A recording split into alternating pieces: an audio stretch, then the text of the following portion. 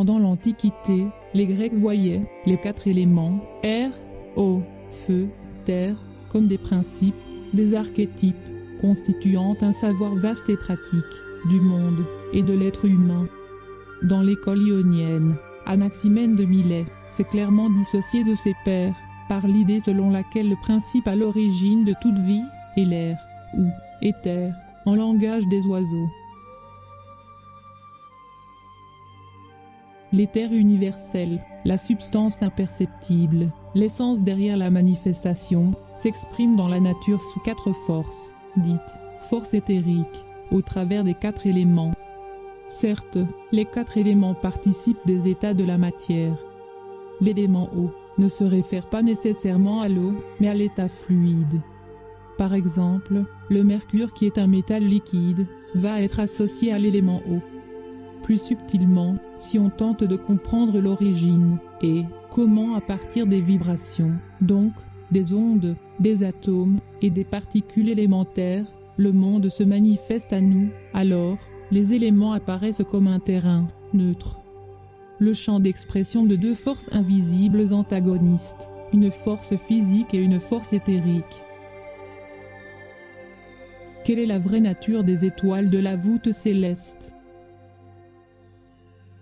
Pas ce qu'on nous en montre d'ordinaire. La réponse demeure un vrai mystère.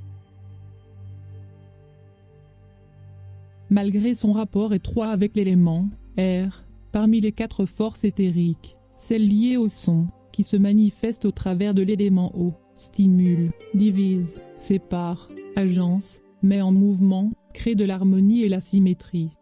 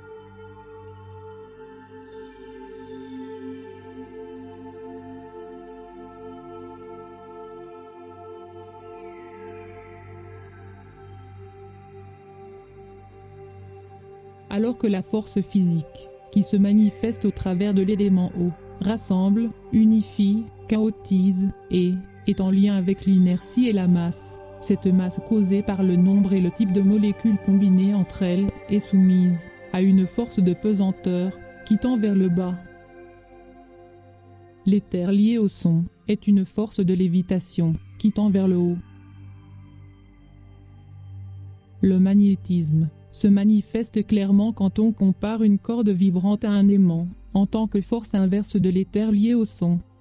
Ce dernier se polarise par les nœuds et les vibrations produisant l'intervalle à travers le mouvement sonore. The 2 spherical Helmholtz resonators, well, let's see what happens.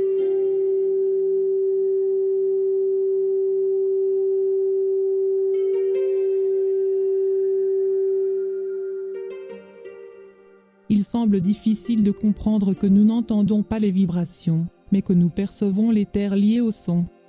Dans un haut-parleur, via une bobine et un aimant, l'énergie électrique est transformée en énergie mécanique, qui est transmise à la membrane, qui elle-même la diffuse dans l'air ambiant.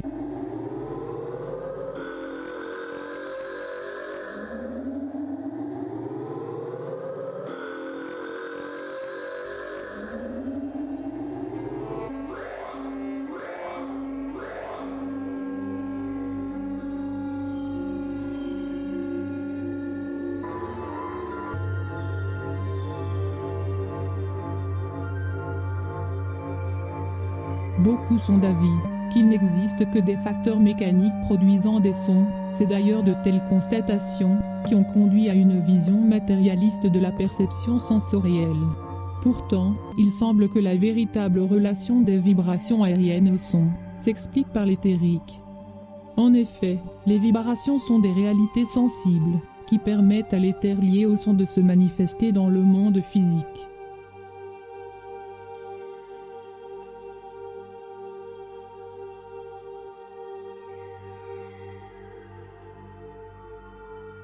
Jean 1. Au commencement était la vibration. Nous pouvons dire, pour conclure, que nous pensons que la périphérie de ce monde, c'est-à-dire les différentes sphères planétaires et la sphère des étoiles fixes, sont des émetteurs de vibrations, dont les fréquences influencent la vie sur Terre et dont les Grecs avaient perçu l'harmonie, l'éther lié au son. Cette force éthérique de légèreté prend son origine de la voûte céleste, du dôme, véritable haut-parleur cosmique, qui fredonne le chant du retour au paradis originel à l'oreille du cœur des hommes.